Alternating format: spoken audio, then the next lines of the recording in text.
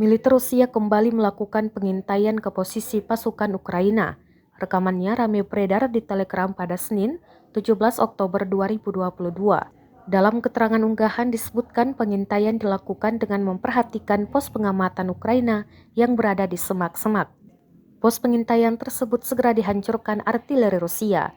Kini sejumlah pos Ukraina telah porak-poranda dan diketahui perang Rusia dan Ukraina memasuki hari ke-237 pada Senin, 17 Oktober 2022.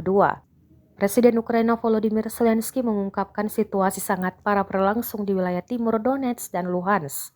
Pertempuran paling sulit juga dilaporkan di kota Bakhmut.